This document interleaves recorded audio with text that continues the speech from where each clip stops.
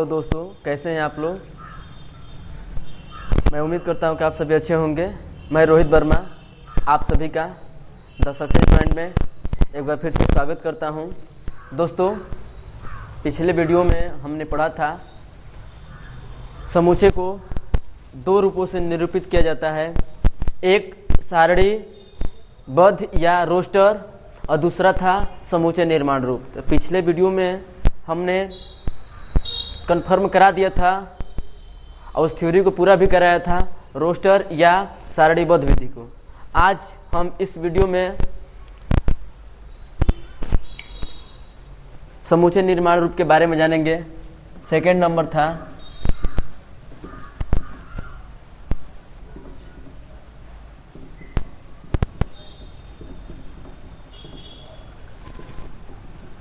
रूप।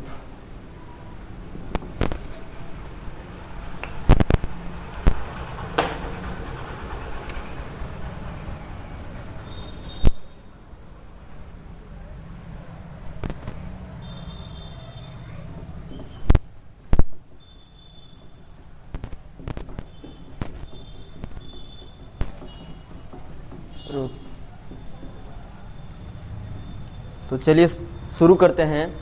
समूचे निर्माण रूप में किसी भी समूचे के सभी अवयवों में एक सर्वनिष्ठ गुणधर्म होता है। समूचे निर्माण रूप में किसी भी समूचे के सभी अवयवों में या हिस्सों में या भाग में या सदस्यों में एक सर्वनिष्ठ गुणधर्म होता है, जो कि समूचे से बाहर के किसी भी अवयवों में, हिस्सों में या सदस्यों में नहीं होता है। जैसे कि अंग्रेजी वर्णमाला के स्वर लेते हैं, जैसे कि हम ए, ई, आई, ओ, यू। इनमें एक सर्वनिष्ठ गुणधर्म है कि यह अंग्रेजी वर्णमाला का एक स्वर है, और गुणधर्म यह है कि इनमें इन गुणधर्मों वाला, माना कि इनका गुणधर्म क्या है, गुण क्या है, ये स्वर है, ये भी स्वर है, ये भी स्वर है, ये भी स्वर है, ये भी स्वर है। और इन गुणधर्मों वाला अंग्रेजी वर्णमाला में कोई अन्य अक्षर नहीं आते हैं। जैसा कि हमने बताया था कि समूचे से बाहर के किसी अवयव में, तो समूचे से बाहर के किसी भी अवयव का मतलब ये हुआ कि अंग्रेजी वर्णमाला के इन अक्षरों को निकाल दिया जाए, जो शेष अक्षर बचते हैं वो बाहर के हो गए। और उन बाहरी अक्षरों में कोई गुणधर्म नहीं होता है इनसे जो समानता रख सके, कोई ऐसा अक्षर नहीं जो इनसे समानता रख सके। इसलिए इन गुणधर्मों वाला कोई अन्य अक्षर नहीं होता है, यही इनमें गुणधर्म होता है। अब चलते हैं, इनको हम ऐसे भी लिख सकते हैं, जैसे कि ये था ए, ई, आई, ओ, यू।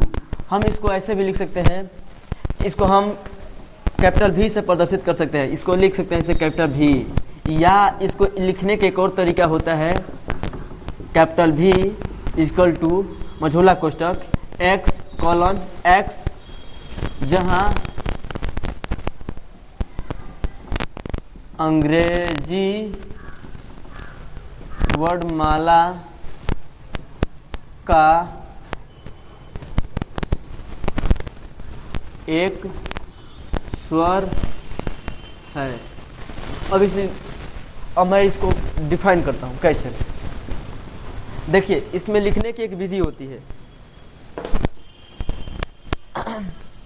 इस समूचे को कैपिटल भी से प्रदर्शित करें, कैपिटल आर से प्रदर्शित करें, कैपिटल एन से प्रदर्शित करें, किसी भी अगर कैपिटल अक्षर से प्रदर्शित करते हैं तो वो समूचे हो गया, और उनके अवयव या हिस्से हो गए, वो तो सदस्य बन गए, तो एक समूचे का निर्माण कर दिया।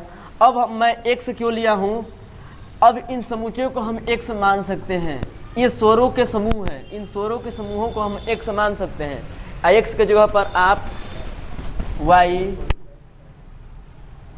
जेड या क्यू या आर कुछ भी मान सकते हैं। लेकिन स्मॉल में क्यों, स्मॉल क्योंकि ये जो है स्वर हैं, और कहने का मतलब कि ये सदस्य हैं, अवयव हैं, हिस्से हैं, भाग हैं। इनको हम अगर इनके समूहों को अगर माना जाए, इनमें से अगर किसी को अगर मेन मुखिया बनाया जाए तो इनका एक स्वरूप ले करके ही, या मतलब इन्हीं में से कोई एक न एक निकल करके ले करके आता है। वो जिस रूप में आए तो वो स्मॉल में ही आएगा, क्योंकि इनकी क्वालिटी क्या है, स्मॉल लेटर्स में ही लिखे जाते हैं।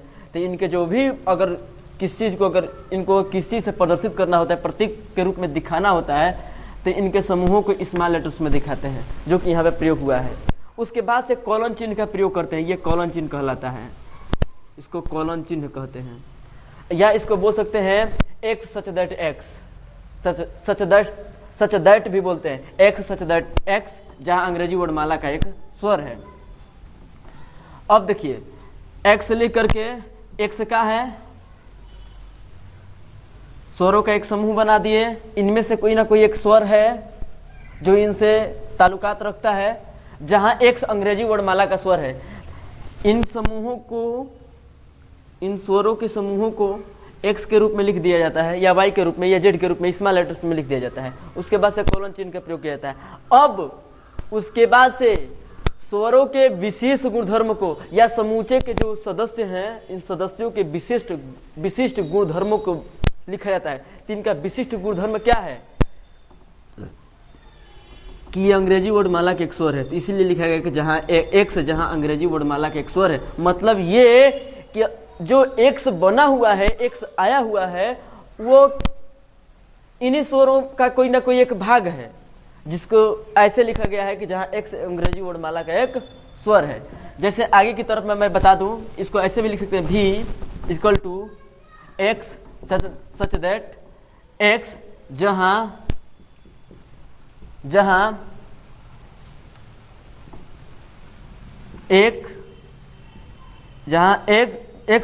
एक प्राकृतिक संख्या है। और इसमें थोड़ा सा जोड़ देते हैं, जैसे कि जो x की वैल्यू 2 से अधिक और 8 से कम है। अब देखिए, ये तो समूचे लिख दिए, ये समूचे निर्माण रूप में, और इसको लिख भी सकते हैं तो या में करके हम ऐसे भी लिख सकते हैं इसको, या में कैपिटल V इक्वल टू मझोला कोष्टक, उसके बाद से इन सदस्यों को अगर लिखना हो ऐसे रोस्टर रूप में, इनको ऐसे लिखते हैं। ये शर्त है कि x की वैल्यू 2 से अधिक और 8 से कम हो, यानी 3, 4, 5, 6, 7, 8, सॉरी 8 नहीं हो सकता है, 8 से कम है x की वैल्यू, तो यानी 7 तक हो सकती है। तो इनको ऐसे लिखा जा सकता है। मैं उम्मीद करता हूं कि आप सभी को समझ में आया होगा। अगर समझ में नहीं आती है तो आप कृपया करके वीडियो को पूरा देखने के बाद कमेंट में ज़रूर लिखें, और मैं आपकी समस्या का समाधान करने का प्रयास करूं। और मुझे आशा नहीं, पूर्ण विश्वास है कि मैं आपको संतुष्ट जरूर करूंगा। अब हम कुछ उदाहरणों के माध्यम से समझने का प्रयास करेंगे समूचे निर्माण रूप का परिवर्तन रोस्टर या सारणीबद्ध में, और रोस्टर या सारणीबद्ध का परिवर्तन समूचे निर्माण में। मतलब इसका कन्वर्जन इसमें और इसका कन्वर्जन इसमें, यही पढ़ने जा रहे हैं। जैसे मैं दिया है x square plus x minus 2 equal to 0 का हल समूचे रूप में लिखिए। तो हम इसको लिखते हैं समूचे रूप, या यहाँ पर हम लिख सकते हैं कि रोस्टर रूप में भी लिखिए। इसका हल अगर हम करें तो इसका और इसका, यानी कह सकते हैं कि अचर राशि और चर राशि का गुणनफल, यानी प्रथम पद और तृतीय पद का गुणनफल करने पर हमारा प्राप्त आता है -2x का स्क्वायर, -2x स्क्वायर। बीच वाले पद को हम ऐसा तोड़े, इस रूप में तोड़े कि जोड़ने या घटाने पर +x हो और उसका गुणनफल -2x स्क्वायर हो। इसको हम तोड़ते हैं, तोड़ करके देखते हैं तो x square plus x minus 2 equal to 0। इसको हम ऐसे लिख सकते हैं x square plus 2x minus x minus 2 equal to 0। जैसे में 2x में से एक x निकाल देंगे तो x बचेगा, कहने का मतलब 2x में से अगर हम एक x को निकालेंगे तो x बचेगा, और इनका गुणनफल करा करके देखते हैं क्या -2x² आता है, करा करके देखते हैं यहाँ पे। तो +2x गुणे -x गुणा कराएंगे -2x की एक घात और x की एक घात, यानी x की 2 घात आ गया ना। अब चलते हैं कॉमन कराते हैं, x + 2 दोनों पदों में क्या कॉमन है, x को कॉमन कर लिए, यहाँ पे एक x बचेगा, यहाँ पे 2 बचेगा, दोनों में क्या कॉमन है, माइनस कॉमन कर लिए, इनमें कुछ नहीं है तो इनका गुणनफल 1 अप्रत्यक्ष रूप से रहता है, जो एक कॉमन हो गया, यानी x हो गया, अब माइनस, यानी जब माइनस यहाँ से निकाले तो यहाँ पे प्लस बचा, यानी अगर ऐसे समझ में ना आए तो इन दोनों में से अगर माइनस निकालेंगे तो यहाँ पर प्लस बचेगा और यहाँ पर भी प्लस बचेगा, यानी धनात्मक रूप में दोनों होंगे, जो कि हमने लिख दिया बराबर 0। अब ये 2 पद हो गए, इन दोनों पदों में क्या कॉमन है, तो x + 2 कॉमन है, यहाँ x - 1 हो गया = 0, x + 2 बराबर भी 0 और x - 1 बराबर भी 0, x + 2 = 0। पहले लिख दे इसको, पहले अगर लिख दिया जाए x + 2 बराबर 0, तो हम इसको ऐसे भी लिख सकते हैं x + 2 बराबर 0, यानी x बराबर -2, और पुनः अगर कर दें हम पुनः x - 1 बराबर 0, तो x = बराबर +1। इसको रोस्टर रूप में लिखने का तरीका है, अगर इसको हम अगर कैपिटल V माने या कैपिटल A माने, कुछ भी माने, चलिए हम कैपिटल V मानते हैं, कैपिटल V = मझोला कोष्ठक, और उसके बाद से लिखते हैं हम इसको +1, उसके बाद से -2। इस तरह से इसका हल निकला रोस्टर रूप में। आप सभी को मैं उम्मीद करता हूं कि समझ में आया होगा। वीडियो को पोस्ट करके और इसको उतारने का प्रयास करेंगे अपने नोटबुक पे। धन्यवाद।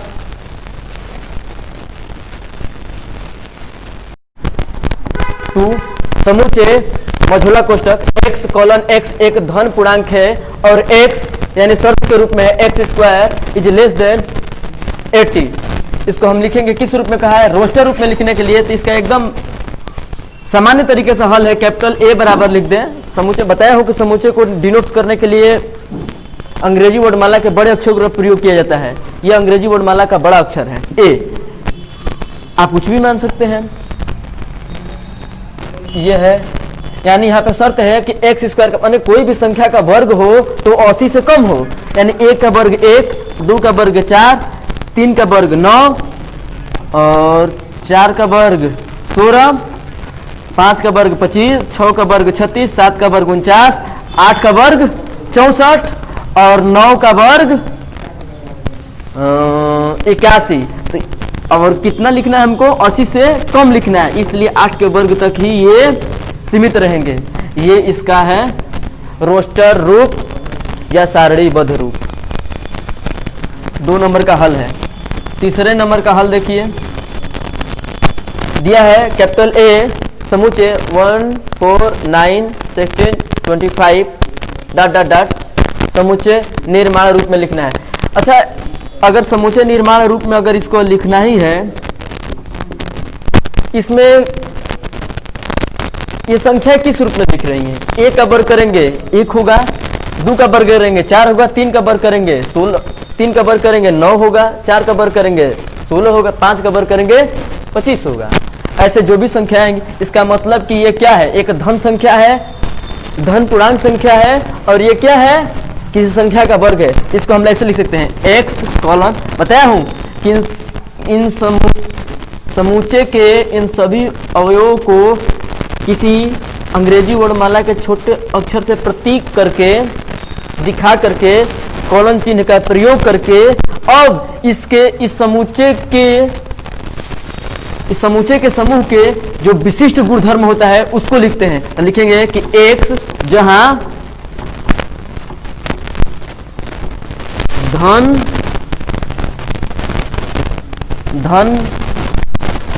x जहां धन वर्ग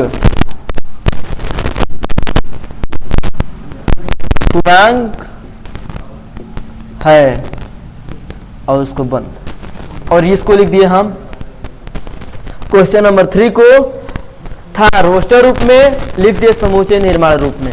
x कॉलन मझोला कोष्टक x कॉलन x जहां धन वर्ग पूर्णांक है। वर्ग पूर्णांक का मतलब ये हुआ कि किसी संख्या 1 का वर्ग 1, 2 का वर्ग 4, ऐसे ऐसे करके जितनी संख्याएं आएंगी। देखिए n पदों तक बोले हैं, अगर लिखने के लिए तो 3 बार डैश डैश लिखते हैं।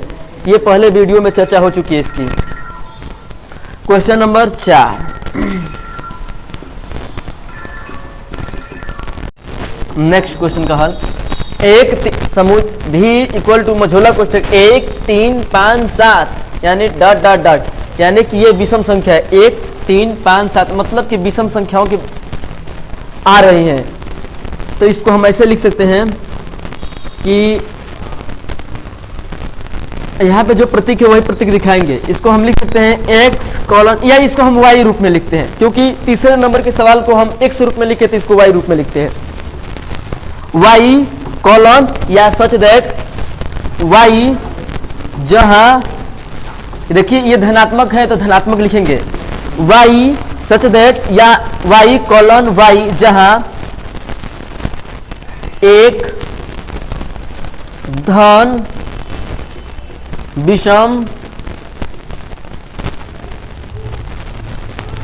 पूर्णांक है। यदि आपको हमारा वीडियो पसंद आया हो तो चैनल को सब्सक्राइब करें, लाइक करें और कमेंट करें और शेयर करना ना भूलें। और मिलते हैं हम नेक्स्ट वीडियो में।